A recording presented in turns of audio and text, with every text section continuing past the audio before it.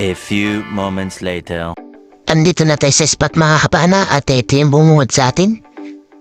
Talakitok. Ayun sa pool mga kapana. Ito yung talakitok na hindi na siya gaano lumalaki mga kapana. Mga lumalaki lang hanggang sa 2 kilo siguro. Salamat Lord. First class agad yung nakuha natin. At dito naman mga kapana, sumunod na nagpakita, talakitok pa rin. Ayun sa pool ulit mga kapana. Hindi lang natin siya napuruhan. Kahit naman yung galis-galis at talakitok kung tawagin dito sa amin. First class din ito na pambenta natin. Salamat ulit Lord. At sa sumunod na nagpakita, talakitok na naman mga kapana. Sa pool kang talakitok ka, golden trevally or luyaw at talakitok. Tawagin dito sa amin. Napakalakas niya mga kapana kung pumalan and inikot-ikot niya yung pana natin mga kapana. Hanggang sa muntikan pa siyang makawala yan. Buti na lang at nahigpitan natin yung paghawak sa isdang ito. Mga 2 kilo lang ito mga kapana. Kaso kung pumalat ay napakalakas kaya hindi bihira talaga yung lakas ng mga mamsa o talakitok. Salamat at hindi naman siya nakawala. Nakuha din natin. Salamat at pag-abante natin ulit na konti. Talakitok ulit yung nagpakita at ayun. Nakuha din natin mga kapana at tinamaan. Salamat Lord. Hindi lang natin siya napuruan at nayan napakalakas na naman kung pumalag mga kapana.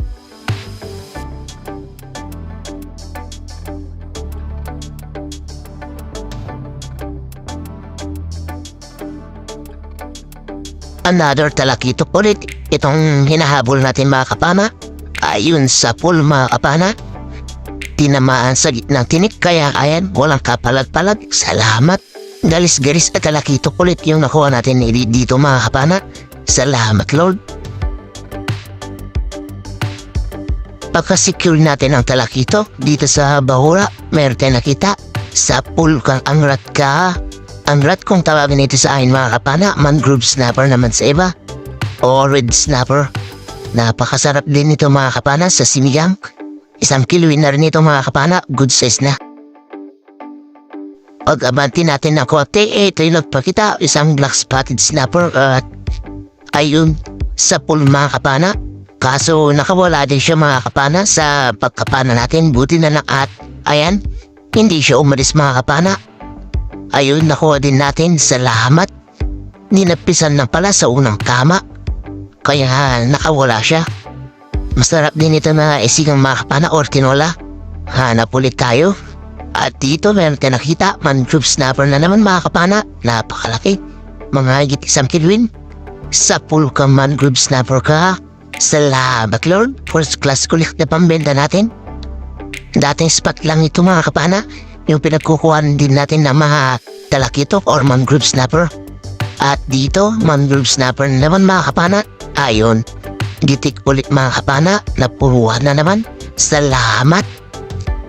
Pangatlong mangrove snapper natin ito na nakuha. Sana may mga sampa sila para ang sunod makarami tayo mga kapana. Makabawi tayo sa ilang araw na walang laot. At dito naman mga kapana, napakalaking GT. Nagpakita. Sa pool kang GT ka, giant tubleron or bayang. Batfish naman yan sa English. Sibuan naman kung tawagin dito sa amin mga kapana. Napakasarap din nito na isda. Kaso nga lang yung bitukan nito, tanggalin lang mga kapana kasi mabaho yung kinain nito. Hanap ulit tayo. At dito mga kapana ay mayroon tayong nakita. Talakitok. 2 sila mga kapana. Kaso yung mas malaki yung hinahabol natin dyan mga kapana. Kaso ayaw tumigil kaya eto na lang yung medyo mas malit yung hinabol natin.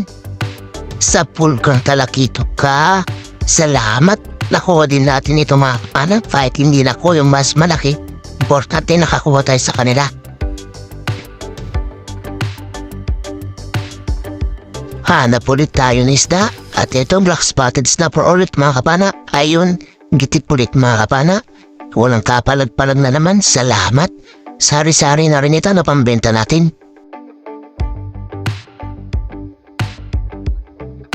Dito, saan kabasi yung nakita natin sa butas? Ayun, sa pool mga kapana. malaking kabasi na ito or dalagang bukid.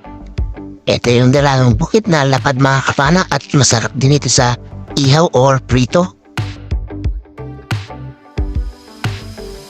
At another dalagang bukid ulit yung nakita natin mga kapana. Andito rin siya sa butas. And sinilip natin dito sa kabila. Andito yung ulo. Ayun, gitik mga kapana. Tinamaan sa gitnang tinik ulit. Kaya walang kapalag-palag na naman. Hanap ulit tayo. At dito sa butas, ayun, gitik ulit mga kapana. Napakalaking Maori snapper mga kapana. Na maray kung tawagin naman ito sa amin. Nasa 1 kilo yun mahigit.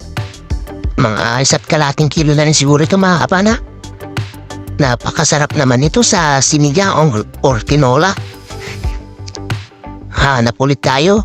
At ito, isang snapper ulit mga kapana o apa-ap kung tawagin dito sa amin. Hanap ulit tayo. At dito, kabasi ulit mga kapana o dalagang bukid. Ayun, sa pool. Salamat Lord. Nakakuha din tayo ng malapad-lapad ulit na kabasi. Mga nasa kalahating kilo na ito. At dito, isang kabasi ulit yung nagpakita mga kapana. Ayun, gitik na naman mga kapana. Medyo maganda yung pulso natin sa mga sari-saring isda. Sa mga first class. Medyo may mga sablay tayo. At hanap ulit tayo mga kapana sa bandang harapan. At dito, isang golden trevally yung nakita natin. Good size na, pwede na pang ulam mga kapana. Ayun, tinamahan natin mga kapana. Kaso napakalakas pumalag kapag hindi talaga napupuruan yung mga mamsa kahit maliit man. At dito sa bandang harapan mga kapana, nakakita tayo ng kabasi na pumasok dito. Kaya tinignan natin. At pagtingin natin mga kapana, ayun sa pool, nakita natin yung ulo kaya ayan, tinamaan sa gitnang tinik kaya hindi na naman nakapalot pa mga kapana. Hanap ulit tayo at dito meron tayong nakita mga kapana, 2 pugita.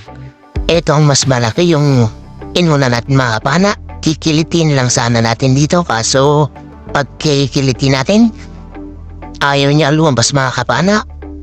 Kaya ang ginawa ko na lang again ay pinalinaw ko yung butas at tiningnan yung ulo at pinana ko na lang siya dyan mga kapana. Eto na yung pugita mga kapana na mas malaki. Pinahirapan pa tayo dito. Ayaw lumabas nung kinikiliti lang natin kaya ginawa natin. Pinana natin ng mga kapana. At dito na mga kapana yung pangalawang pugita na nasa baba. Napanayin na lang natin. Ayun, buti na lang mga kapana at napuruhan natin. Kaya hindi na tayo pinahirapan pa nitong pugita na ito. Salamat mag-asawa na pugita. Itong nakuha natin. Salamat Lord. Kwartang linaw na rin ito. Hahanap ulit tayo. At dito ay may mangrove snapper ulit yung nakita natin ayon sa pool mga kapana. Yan lang natin napuruhan. Salamat. Pang-apat na mangrove snapper na ito na nakuha natin. Lagi 1 kilo na rin siguro ito mga kapana. Salamat Lord. Hanap ulit tayo. At dito ay napakalaking black spotted snapper mga kapana. Mga kalahating kilo na ito at ayan, tinamaan sa bandang tiyan mga kapana kaya yan napunit. At dito naman mga kapana, meron tayong nakita na malaga o rabbit fish na itim. Or malaga o mahabot kung tawagin dito sa amin. Pumasok dito kaya tinitignan natin kung saan siya banda mga kapana. At nung pagkakita natin yung ulo mga kapana, agad natin itong tinira para hindi pa siya makatago pa ng gaano. Ayun, sa pool mga kapana, hindi lang kita sa video kasi medyo masikip yung butas mga kapana. Pagkakuha natin dito ay agad na tayong umakyat mga kapana. At nilalabig na kasi tayo. Kagagaling lang kasi natin sa sakit. At abang-abang sa bahay. A few moments later. Good morning po mga kapana. Andito natin sa bahay. Kararating lang natin. Oras na natin ay 5:00 na po ng umaga. Ayan na yung mga nakuha natin at mga kapana. Salamat sa mahal na Panginoon kasi biniyayaan pa rin tayo. mga ganitong klase isda, mga first class.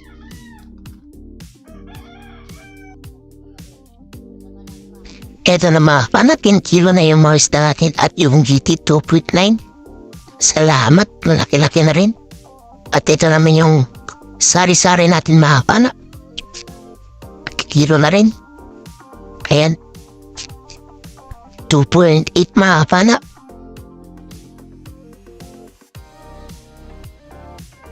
Ito na yung sumunod na sari-sari. 2 in 1 pork. At ito naman yung first class mga kapanak. Unang salam. Ayan. Dinagtag yung talakitok na malaki. Ayan, 5 kilo.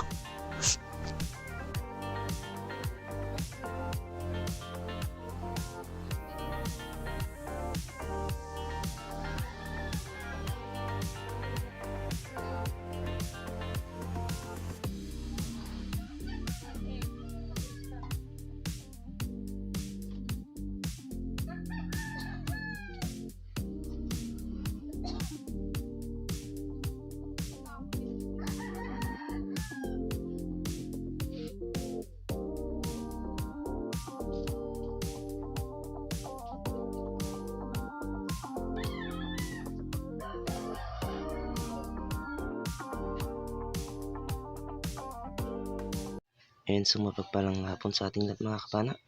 Ito na yung mga nakuha natin kagabi. Sari-sari natin, 4.75. Yung first class natin ay 9 kilos. Yung GT natin mga kapana, or bayang 2.8. Yung pugitan natin ng dalawa, 1.5.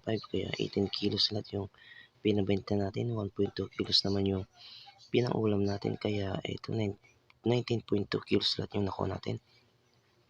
Ito naman yung bayan na isda natin, 4,118. Minus 840 na konsumo or gastos. Ayan, 3,278 yung natira. Pinagtatlo natin kaya meron tayong parating ng 1,092. Ayan, malaking bagay na yun mga kapana sa pang-araw-araw natin na gastusin. At ayun, sa susunod na video na lang po tayo mag-shoutout mga kapana. Maraming salamat po sa suporta nyo po palagi at ingat-ingat po tayo lagi mga kapana. God bless po sa atin lahat. Bye bye po mga kapana.